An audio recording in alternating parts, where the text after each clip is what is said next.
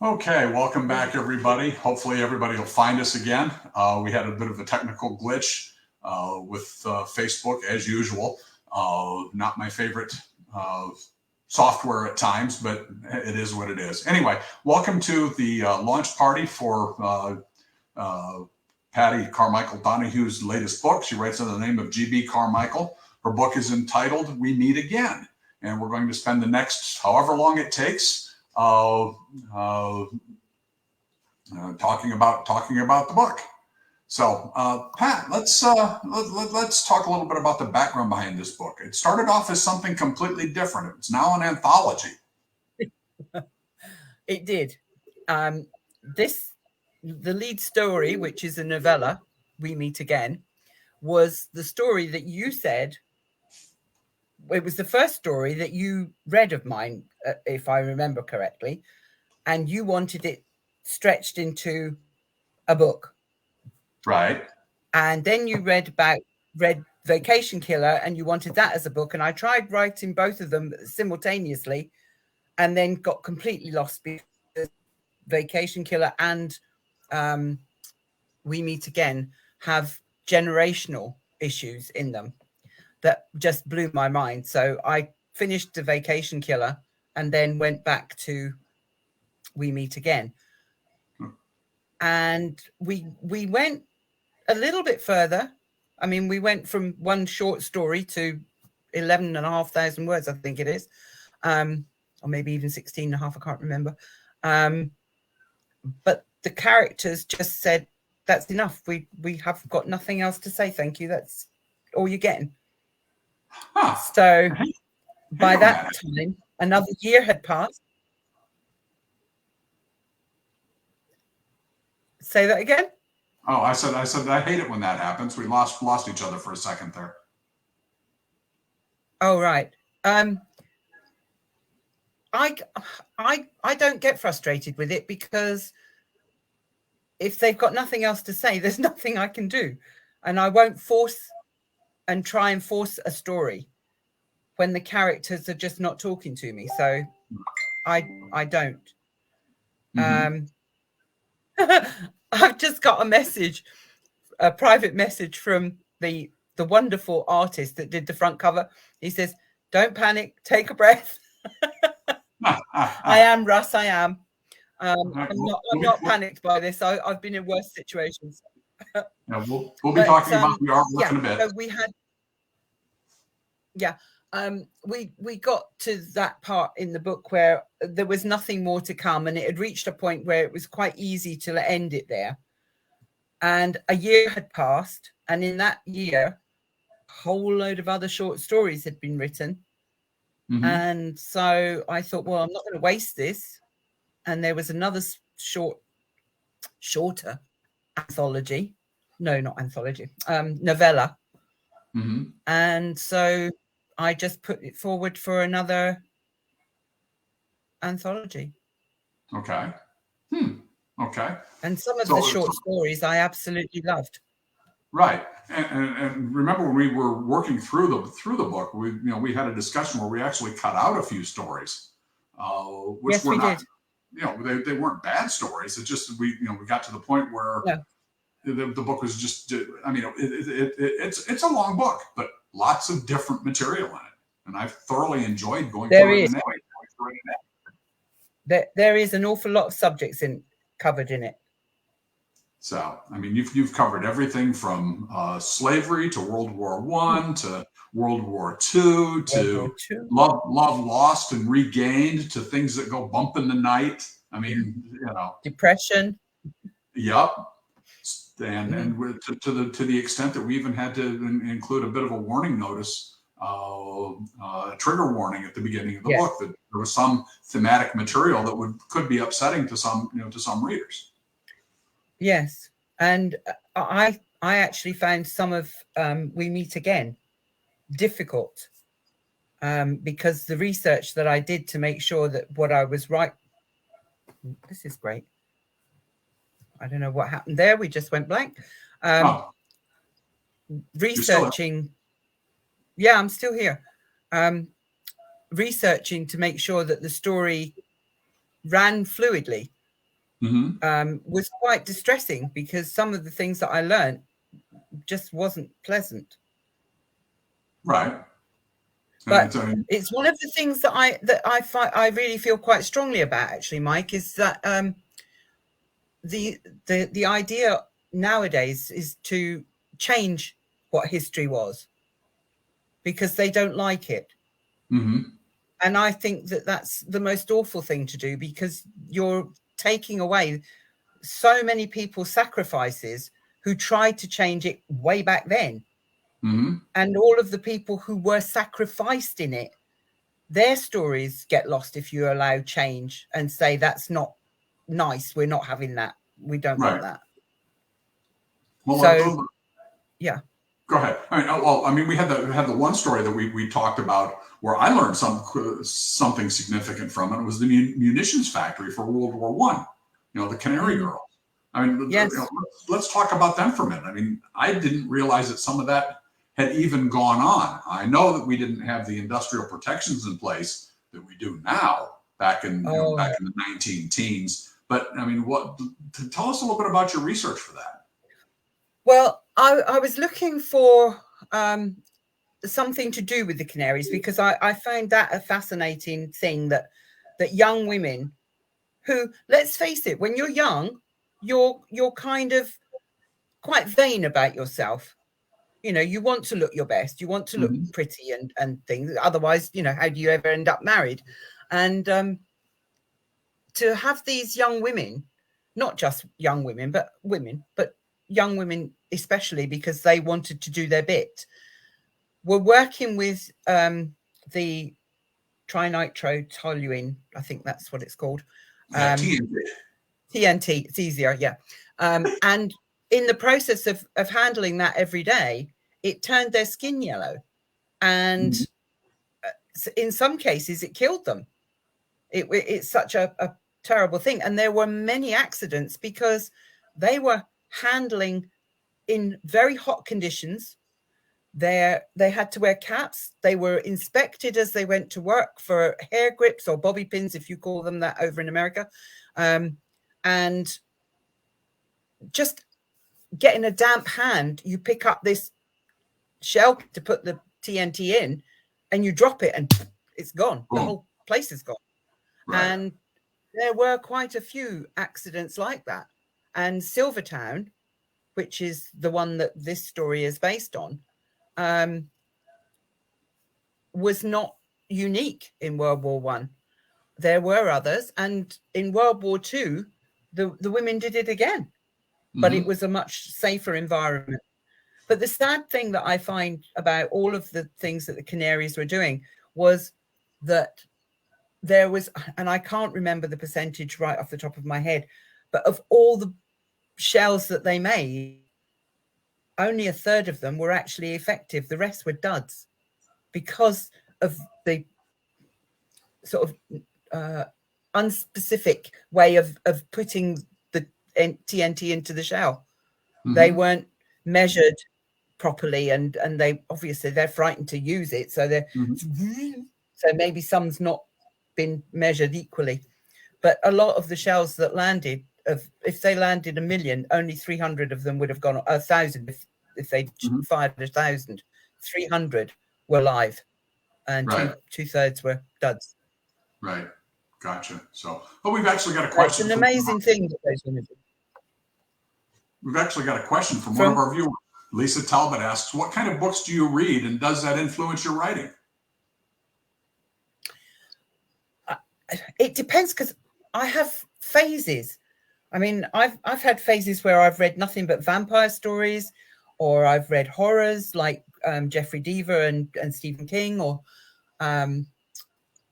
World War I research books and stories, especially lost voices of World War I and things like that.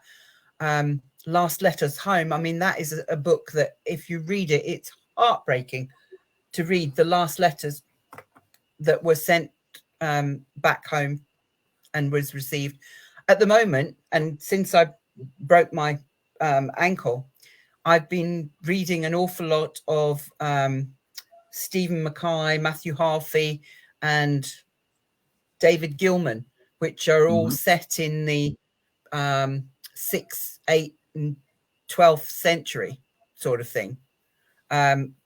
Not Vikings especially, but although some of it is fighting against Vikings, but the turmoil in England before it became properly England and things like that. So yeah, I read everything. If the first page catches my interest, I'm there till the end. But if it doesn't, the book's still sitting on the page. And I'm probably one of the few people who has picked up and desperately wanted to read it for many, many years. And I finally bought it about 3 years ago and was very disappointed. And that was Catcher in the Rye. I thought it was just the most ridiculously rubbish book ever. But yet it's on like one of the best-selling books of all time. Well, yes. And it's also. But it just seemed to me. Go ahead. Sorry, go on. Oh, go ahead.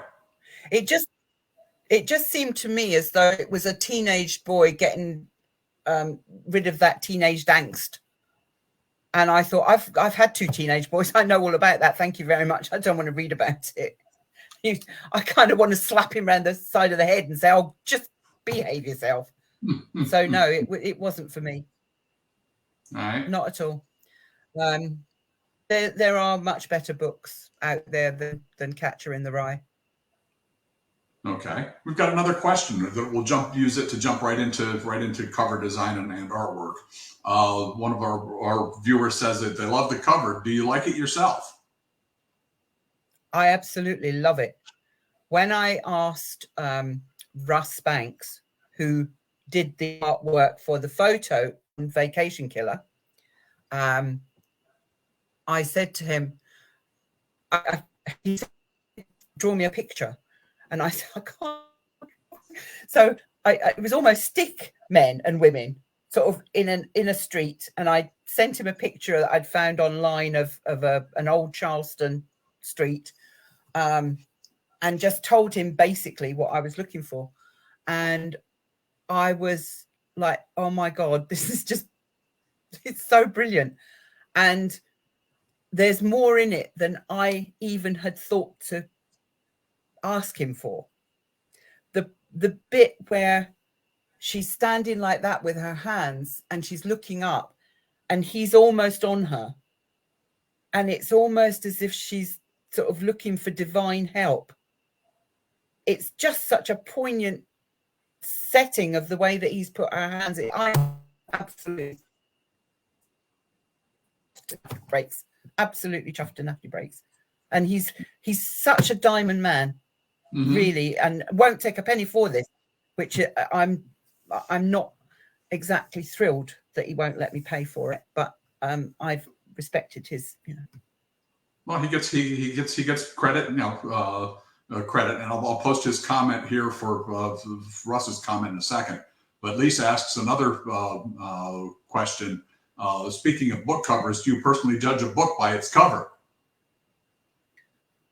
No. A book cover might capture my eye, but the title is more likely to capture my attention than the cover. And then I'll read the synopsis. And if that interests me, we'll buy. All right. That's it. Sorry, Lisa, no further. So, Russ says that his... Hello, Russ. Russ says his soldier art is his ghost name for the military artwork that he does. And he says he has a gallery on Facebook. Yeah. So a little bit of a shout out to Russ here. We've learned a lot working with him as we've gone through these covers about things to do and things not to do, as far as dimensioning and all that stuff.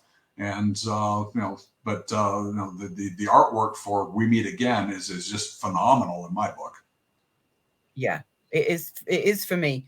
The light coming off of that old lamppost. And he said that he researched that lamppost, and it is a lamppost that is still standing now from about 400 years ago, 300 years ago, whatever it was. Right. I don't know. Can't remember because my brain frazzled when we got panicked at the beginning of this. Yeah, that long ago when you do Russ, gas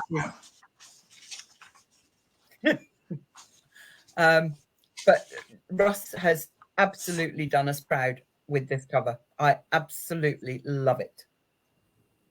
And just in case there's people there that have not seen it yet, heaven help them if they've managed to miss it on the amount of times that I've put that out. Whoops. No, Whoop, a little bit to your left. There you go. There you go. Very nice. Isn't it fabulous? It is. It is very nice. So yeah. So he's done good, that man. So yeah, he's an old soldier. There you go. 1863 Gettysburg Square. The lamppost stands today.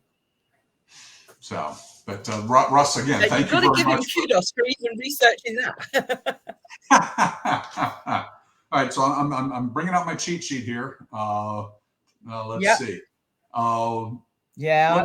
Let's talk about the life-based experience, the thematics, and some. Yeah, I knew that was.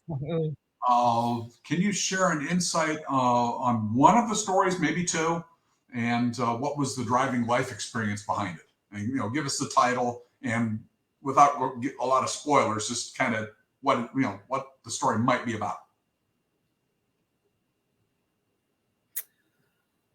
Okay, I'm going to pick one that you liked particularly. Okay. And that's the In Between. Okay. Because that was kind of based on something that happened, right. And it was about a man who was absolutely the love of my life, who died in 2015, bless his heart. But when we first met, I took him up to Scotland. I wanted to know if he'd get Scotland. If he didn't, he wouldn't have got any sort of further in the relationship. And he bought a set of bagpipes and came back with them, and we went to Scotland quite often. And one place that we went was Glen Affrique, and it is the most stunning place. And I've got a photograph of it just above and to the left of me. And we had to climb off of the beaten path because we were trying to find a spot to get a photo of the house that's in the middle of the water there. And we had a very nice afternoon. That's as much as I'm going to say about that bit. But when he died, we get to our vivid imaginations. Yeah, if you read the book, you'll get a kind of idea of what happened. But I have dreamt about him many times since he passed, and there have been times like when I did my ankle and the pain was so bad and the medication wasn't working and everything just wasn't going well, that I was kind of like, oh, just come and take me, bring me home, come and get me. And I dream about him, and I thought to myself, I bet he's sort of going, oh, just get off your ass, woman. You'll get here when it's your time. And one of the titles for the Cooden Writers group that I belonged to was In Between. And I kept thinking that that's where I meet him, is the in between, in my dreams and in his, wherever he is. And that's how the story evolved. The greatest love of my life, other than my father, and my children. And of course, you had a very, very. Trying to think of another. You had a very touching picture of him that we inserted in the story as well. That was taken at Glen Affrique, and he played his pipes for me there. And unbeknownst to me, going home, and he played that on the Loch Shore at Glen Affrique for me. And sadly, when he died, his stepfather took his electronics pipes and his paperwork of piping music and sold it. And so I never got the sheet music of it. And wow. So I don't have that tune. I have it here, but that's all. Right. So another one of my favorites was the telephone call. I really liked that one. Well, that's the kind of thing that women do. That, you know, I'm going to pretend that it's not happening. If I don't answer it, if I don't read it, if I don't hear it, can't be true. And I just thought that, you know, imagine, because nobody, when they get a telephone call between sort of 10 o'clock at night and 7 o'clock in the morning, that's never going to be a good telephone call. Right. It's all, even if it's not death, it's like, Mum, the car's broken down. Can you come and get us? Or I've had too much to drink. Can you come and pick us up? That kind of stuff, you know? So it's never good. And I just thought, imagine what it must have been like for those women who were waiting for their men to come home. And in that story, one of his colleagues takes a message to her and tells her that, you know, he's going to be working with him and they're in the last push. And that makes her panic, because it's like, oh, now there's only so much time that he has to survive. And that's, can we get through every day and survive it all? And when you think about it, all of my stories have begun with Gabriel, who didn't make it. And he didn't make it at the last knock-in 3 weeks before the end. And I thought how awfully panicked you would be if almost at the end of the war, you get that phone call in the middle of the night. You're never going to want to know what's on the other end of it, because you're terrified that it's going to be, that he's going to be one of the ones that still doesn't make it home, even though he's done 4 years and 3 months and 12 days, for example. Right. And I just thought I wouldn't answer the phone, and then I'd burn the telegram. I don't want to know. And then how brilliant it was that he was actually coming to sort of do something. It could have been, you know, just her next door neighbor or a mother calling or whatever, you know, it could be anything. But I wanted to sort of drag that idea of that awful panic out into a story. And everybody always says, "Oh, you always write such terribly sad." No, it was visceral. When I read through that, it was visceral. I mean, the reaction, I could feel the emotion that woman was going through as I read the story. You know, and just the words that you used captured what must have been the emotions of many families when their loved ones were away, and, you know, in military deployments, you know, going back however long we want to go back and not hearing from them, and then just all of a sudden, you know, like you said, that middle of the night phone call, you know, don't answer it, it'll go away. So let me take a look at a couple others here. I've got on my other screen. Let's see. Oh, here's one that I really like. It's a poem that's included in the book, and I'm going to go ahead and read it. Walking with Ghosts. I walked with ghosts. All right. I'm going to read that. It's called Walking with Ghosts. I walked with ghosts in Flanders fields, whose spectral hands threw the torch to me and you. In Flanders fields the wind does blow, o'er the graves where families go. So many names and all too young, their lives forever before they'd begun. Great Uncle Gabe and Sue's Uncle Bill, they went to fight, they lie there still. In Flanders field where the wind does blow, where all descendants really should go. Love it. Thank you. Love it. Love it. Love it. Do you know, it's very strange to listen to someone else read your work. Well, the inspiration for that was your great Uncle Gabe, right? And you've actually been to visit his gravesite at the battlefield in France. I have, and I went with a friend called Sue, whose Uncle Bill we went to visit as well. And one of the things, not just on the private trip that we made, but as I've spoken to you before, I did a trip with the London Scots as a drummer, and we went to many villages and the whole area of the Piave River near Venice. And all the graves, we went to a lot of graveyards, and all of the ages were just, it's just the most awful thing. And my uncle was buried in Fremont, and he had a grave, but many didn't. And Right. I stood in the Menin Gate and I just cried. There was so many names on just that one memorial that you can't imagine how many people we lost. It's just heartbreaking, and I feel that. Okay. Just a bit So Russ scary, really. posted a question mark. Russ, could you clarify what you're trying to ask there? Was there a technical problem or something? We'll come back to Russ when he does that. How And about Lisa? I hate her too.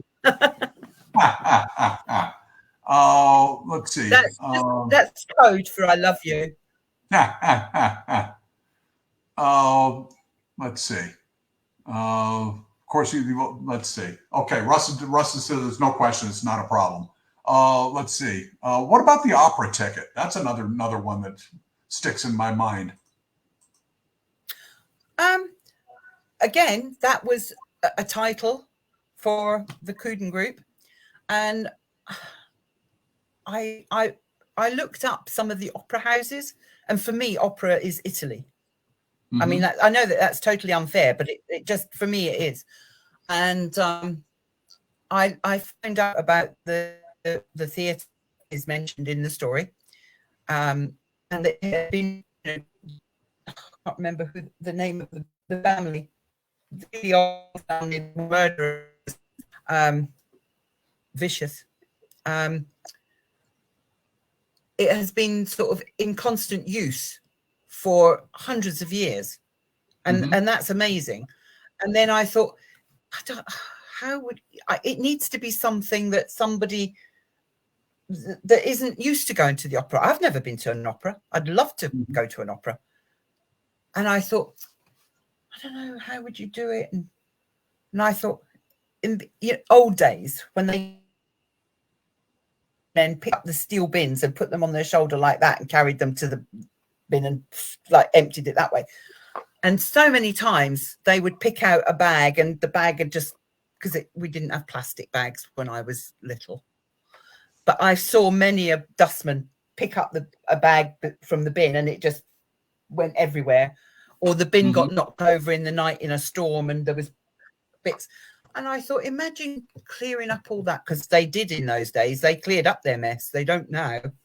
And imagine finding something like that, and finding it from somebody that has died, that, he's never going to get to use the ticket. So it's not like you're taking something that belongs to someone else that you should return to, because he's got no one, being thrown out because there is no family. Right. And it gets him something. There's even a transaction between the dead man and the man who's the dustman. The dead man has nobody, but at the end of the story, there's the kind of very poignant twist. Okay. I don't want to say too much about the twist, because it tells everything that the story is, and it's a short story anyway. Right. So Sue Deeprose posted a comment. She says she's looking forward to reading this, and she can't believe you've never been to the opera. Why would you think I'd gone to the opera, Sue? It's not like I'm dripping with diamonds and pearls.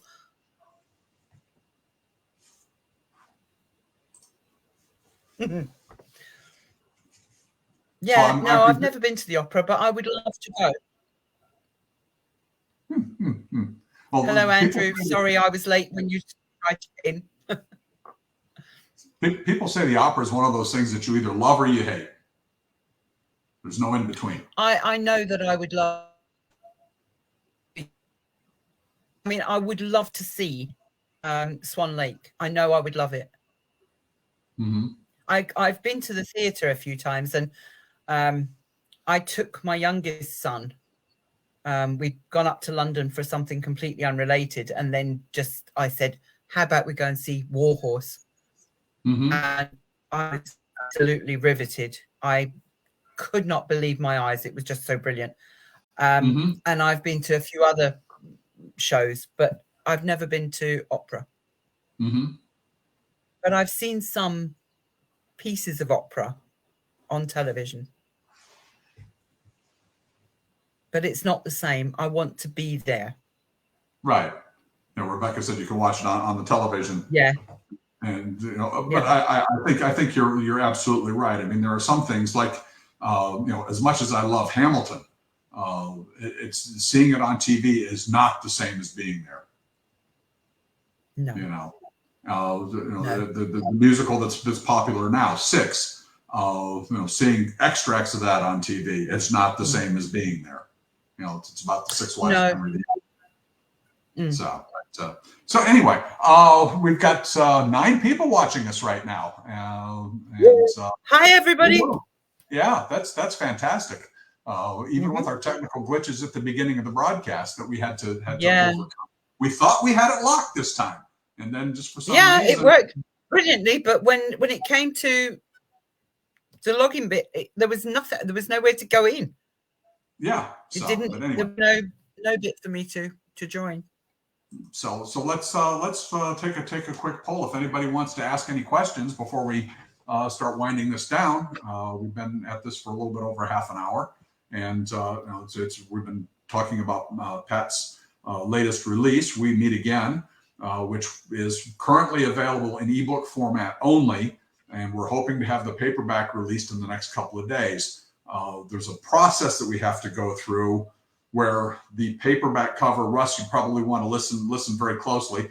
The paperback cover, it's a matter of millimeters and fractions of a millimeter that we have to shift the artwork left, right, up, down, stretch, all that stuff to make it all work. And then if we use a template that's provided by our distributors, Amazon is one that works fairly well, but then the other distributor that we use, Ingram Spark, sometimes has a few little tiny glitches that really you have to have a copy of the book in hand before you can evaluate it.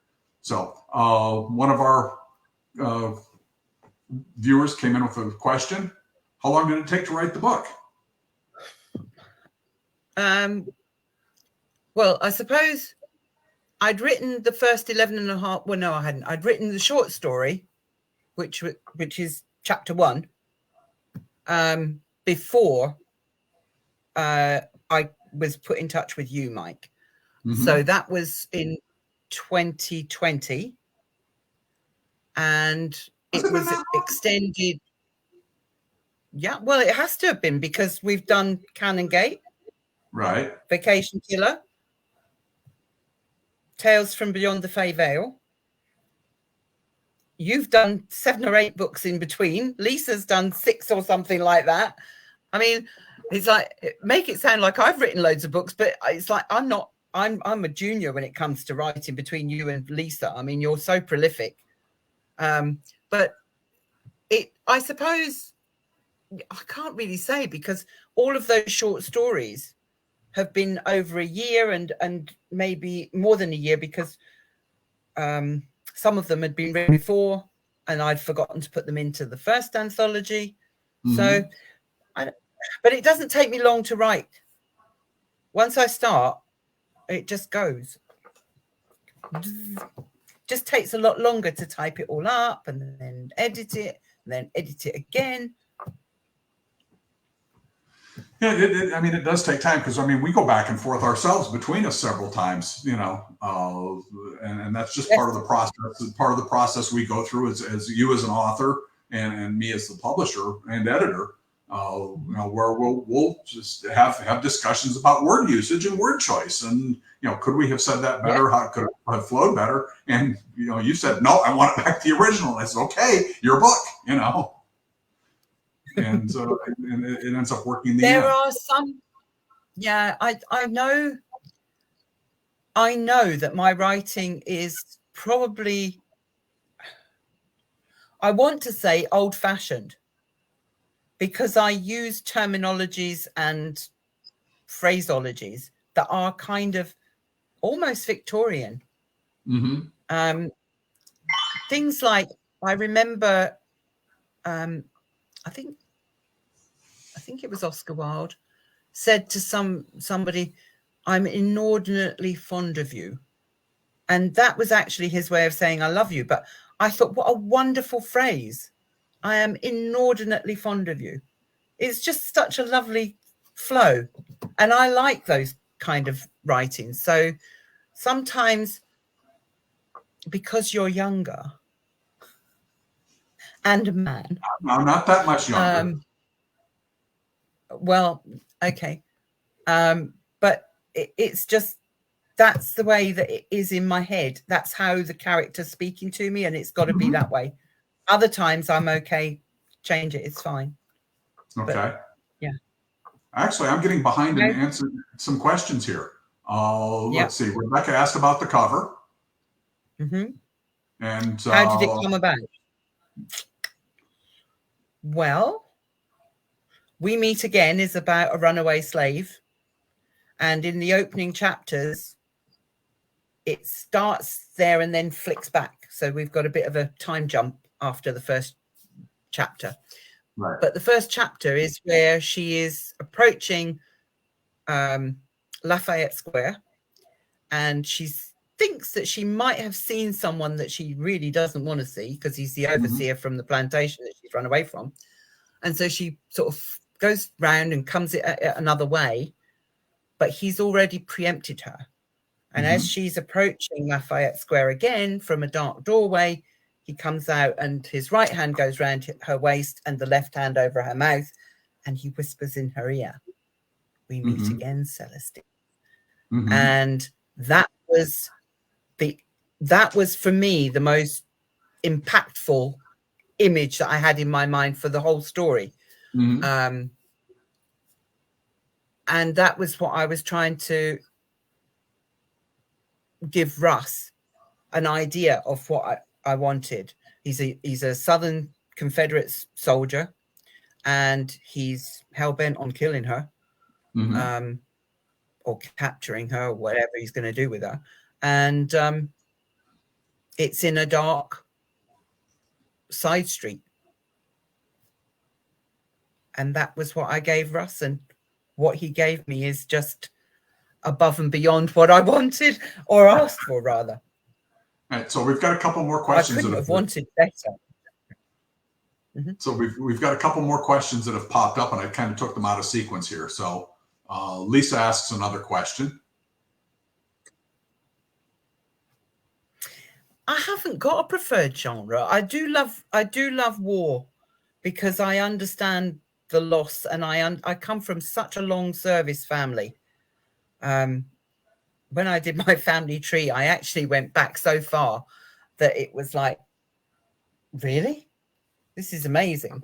But we'd fought at battles that are famous in history, like Flodden, and I couldn't find us at Bannockburn, but I wanted to. But I understand. I was married to a soldier. I understand what they go through and how it affects them too. I mean, we had only been married about 2 days, and he had just come back from Northern Ireland, and a stupidly fixed cupboard in our kitchen, which we'd put all our wedding present glass into, fell off the wall early in the morning. And the crash, I came to with his hands round my throat, and I was like, what's going on? And I'm going, Jeff. And he came to, but oh my God, because he was still in Northern Ireland. That crash he was sort of fighting back because he thought that he was under attack. And those kind of things, I understand how it affects them. I mean, he wasn't in a bloody gunfight or anything like that. He was on patrol duties in bandit country in Ireland, and he was at the Sanger police barracks and Queen Street police station in his tours there.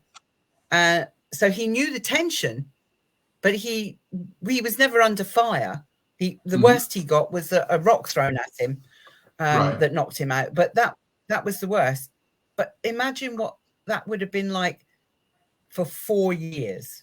And imagine what it would be like in the trenches. It's just horrible.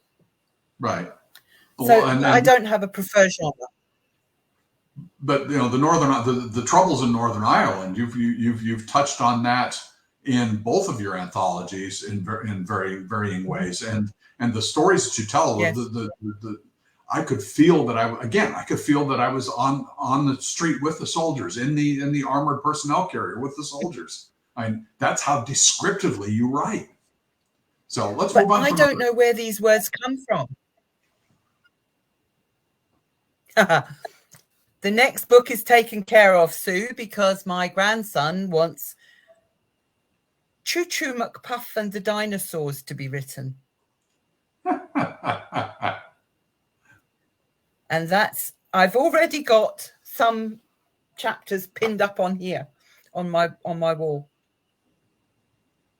But I've still got the one for Cooden that you're going to print for us, Mike, or publish for us. In which of my 2 spare 3 minutes? Yeah, well, yeah.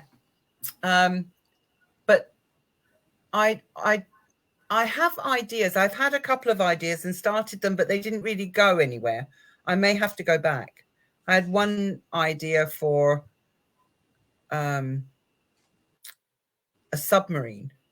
And there's a massive world war, sort of nuclear war above ground. Or there is there is an atomic explosion, and their submarine obviously is somehow hit, but it's so fast that they don't know that they're dead.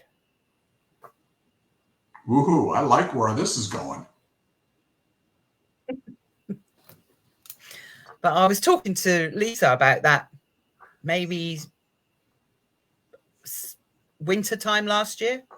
Oh, God. I've just spotted something else. Work on the back cover. And it's kind of like the generational story starts with the slave that runs away, and the story ends with her antecedent, who is one of the red tails. So between the front and the back cover lies all of life. Exactly. So we've got a couple more questions here, but I want to just post some general comments. Let's see. Rebecca. Thank you. I thought she was talking to me. Oh, sorry. And then Susan Tyler Murphy says hello. Well, Susan Tyler Murphy was the Susie that went with me, or I went with her, whichever. We went together to the graves of her Uncle Bill or William and my great uncle Gabe. Okay. So, yeah. Thank you very much, Susie. Sue Deep Rose has got another question. How much time do you spend researching the geographical areas for your books or your stories? Some doesn't require too much, but I remember with The Vacation Killer, I spent a lot of time researching the part where they go to Colombia, because I needed the place to be near a river that they wanted to sort of pretend that they were going to sort of tell the priest that they were going to build, or the bishop, archbishop, whatever he was now, because I don't remember now. it had to have X amount of hours flying, and it had to be near the river, and the river had to be one that had piranha. So yeah, there was quite a lot of research into that, and also in Cannon Gate to Cannon Shell, when I was writing the novella of that, because I had to follow a regiment all through the First World War, because I didn't want any soldier or military aficionado to go, he wasn't there, because that regiment never went to that place. So I had to research where the regiment went, and then take the story there and find out what happened when they went there, so that I could write him into those places. Kind of like the one story there is in We Meet Again, where you have Marines stationed at Fort Bragg. Yep, sorry about that. So continuity checking is everything, but we fixed it. So let's see. Your darling son asks a question. I don't know what it is about my children that they want. I don't know why my children want me to write an autobiography, because I don't know that I want them to know some of the things that have happened in my life. They haven't all been fun and games, and I haven't always come out of them as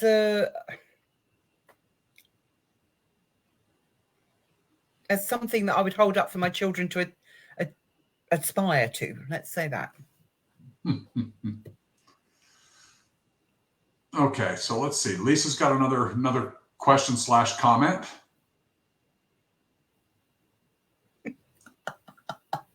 Because I'm an arrogant so-and-so, and I'll take what I can get. Okay, and then your daughter, or is it daughter-in-law? Yes. Daughter? No, that's my daughter.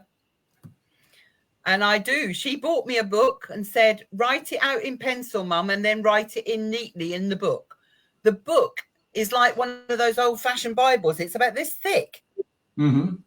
And it wouldn't be enough for me to write my life story in. And like I said, I don't really want...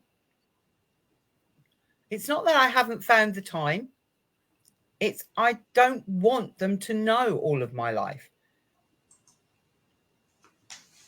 Some of it's just not pleasant. Rebecca's voting right along with Andrew about you challenging you to write an autobiography. You know what? If you really look at the stories in the anthologies that are about a woman, you've read a lot of my life. The Legacy. That's me. Counting Tears. That was me once. And did you come up with a good graphic on my terms? Sorry? Oh, yeah. I just made that at home. Yeah. It's a good thing nobody came in and saw but it was funny because well, this was the thing. Afterwards I thought to myself, oh, thank God none of my kids came in, because they'd be thinking that I've decided that I'm euthanizing today. there's the water carafe and the tissue and the bottle of pills and the pills scattered everywhere. I thought, oh dear God, I'll get murdered if especially if my daughter comes in. But on my terms, that's another thing. I have conversations frequently with my children that please don't blame me when I decide to go, because I'm not going to live in a nursing home with drool running down my chin, having somebody doing the cleaning after I've been commoded. Thank you. I will not end my life like that. No. And I have not got a split personality. Thank you very much, my eldest son. Then, of course, Rebecca came in and clarified the hair comment. She said she was talking about yours, not mine. Yeah. I think Mike was just hoping for it was about him. I've been like this for 30 plus years or close to it for about 30 years. I remember I was playing basketball over when we lived over in England and playing in a competitive B class league, and Sandy and the boys were sitting up in the balcony, and one of the boys after the game says, "Dad, the top of your hair is shiny," or something like that. The first time they had noticed that from when they were sitting up in the bleachers, but I still remember that.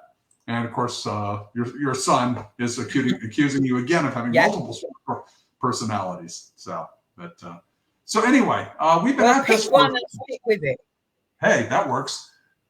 So we've been at this for 50 minutes plus the time we had at the beginning with the technical difficulties.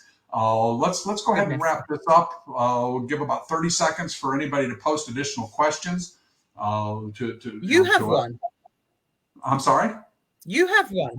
You have one in the list that you sent. Oh, did I forget one? Which one did I forget? What does the future hold? Okay. What does the future hold? I don't know. I don't know. Cheeky I bugger. don't know. Well, takes one to know one. Yeah, we'll say. Anyway, so, all right, so we'll go ahead and wrap this up. This has been a discussion of Pat Donahue, who writes under the name G.B. Carmichael, her latest release called We Meet Again. That went live in e-reader format yesterday, and the paperback should be out within the next couple of days. Hopefully we can get the little glitches with the cover layout ironed out so that it's acceptable for printing for sale. But anyway, I thank everybody for joining us. My name is Michael Hurd. I'm the owner of Lineage Independent Publishing. With me today, again, has been Pat Donahue, aka GB Carmichael. And I would think we will call that a wrap. Thanks, everybody, for joining us. It's nice to see that 11 people were here. And hope everybody has a wonderful evening. I'm just gonna say one thing. My granddaughter has started writing stories. She should compare notes with my grandson. I told her about him. Yeah, he's been writing baseball stories too. So anyway, she's writing ghost stories. Oh, wow. Have to get the two of them together. She's 11, right? I think her dad would be happy to see it. She's 11, right? I think her dad would be happy to send. Yeah, she is. She's just turned 11. So, all right. So anyway, we'll wrap this up. And thanks everybody once again for joining us. This has been a very, very enlightening and very lively discussion of Pat's book. And again, wish everybody a good afternoon and good evening. I'm sorry? Thank you to everybody that has come and joined us. I'm really very humbled by it, because it's a middle of the evening when you're really just sort of starting to wind down and everything to come and sit by a PC. So thank you, all of you. Thank you.